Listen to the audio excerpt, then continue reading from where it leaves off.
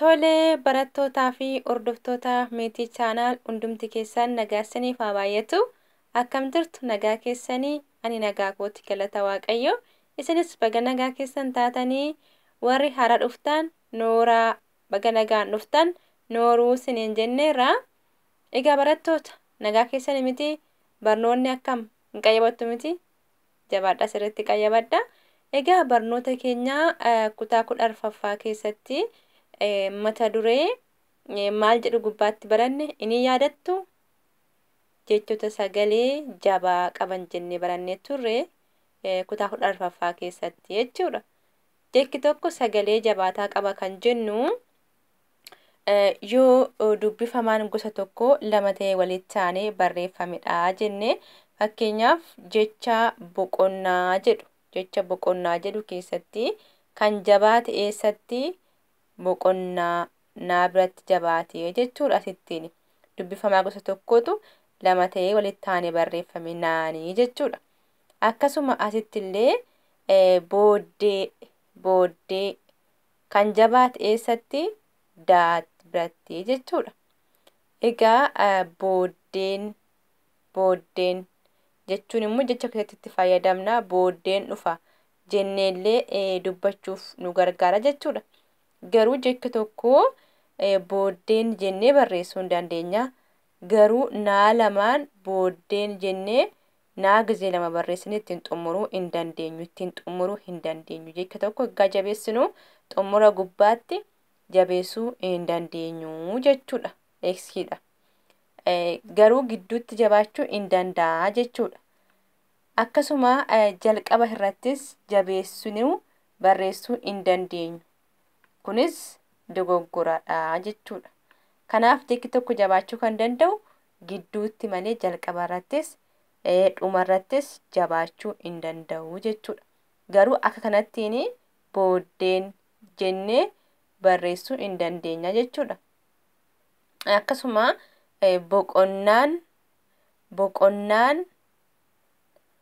boqonnaan jecha keessatti itti fayyadamuu dandeenya. Boqonnaan boodan dhufa jenneellee barreessuu dandeenya jechuudha. Kanaaf jecha keessattiin itti fayyadamuu dandeenya dubbifamaa tokkoon xumuruu hin dandeenya dhumarratti akka kanatti jechuudha. Garuu dubbifamaa lamaan xumuruun sirrii miti seera afaan Oromoos miti jechuudha. Kanaaf jechi tokko jabaachuu kan danda'u gidduu qofattidha jettanii akka hubattan barbaada jechuudha. Dubbachiiftuun garuu akka kana miti. Maaliif jechi tokko dheerachuu fi gabaabbachuu kan murteessu dubbachiiftuudha waan ta'eef dubbachiiftuu lamaan xumuruun hin danda'ama.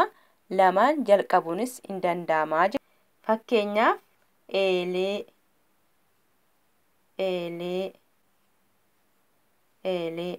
amma dubbachiiftuun lama dhumarrattis jalqabarrattis maaliif sagalee mataashii waan qabduuf xumura irrattis lama taatee galuu dandeessi jalqaba irrattis lama taatee galuu dandeessi. Dubbifamaan garuu lama ta'ee walitti aanee galuu kan danda'u gidduutti yoo ta'e malee jalqabarratti dhumarratti galuu hin danda'u jechuudha. Kanaaf egaa har'a immoo kan nuti waliin barannu warruma dura baranne keessa deebineetu baranna jechuudha. Gosoonni jechoota afurii jecha sagalee gabaabaa, jecha sagalee dheeraa, jecha sagalee laafaa, jecha sagalee jabaataa jennee baranneerra. Egaa dheerachuu fi gabaabbachuu sagalee kan murteessu dubbachiiftuudha. Laafachuu fi jabaachuu sagalee immoo kan murteessu dubbifamaadha jechuudha. Egaa jechi tokko sagalee gabaabaa qaba kan jennu yoo dubbachiiftuun tokko qofa qabaateedha. Sagalee dheeraa qabamu kan jennu yoo dubbachiiftuun gosa tokko lama taatee walitti aantee barreeffamtedha jechuudha. Fakkeenyaaf isaan kun jechoota sagalee gabaabaa fi dheeraa qabani jedha. Jechumti sun gabaabaa ta'ee deebi'ee immoo dheeraa ta'a jechuudha. Fakkeenyaaf gadi jechi kun sagalee gabaabaa qaba. Gaadii kun immoo sagalee dheeraa qaba. Gaadii akkasuma boru booruu. Gaafa dheeressuun immoo booruu. Bishaan kun booruudha. Isa jennu sana keessatti. Ana. Gaafa dheeressuun immoo aanaa. Gaafa gabaabbatu immoo bona. Gaafa dheeratu immoo boonaa. Gaafa gabaabbatu laga. Gaafa dheeratu immoo laagaa. Gabaabaan isaa kun maalidha? Laafaa. Gaafa dheeressuun immoo laafaa. Kun yoo qara. Gaafa dheeressuun yoo qaaraa. Akka kanatti jechuudha. Kanaaf egaa kun amma jira isin sassarareen jira.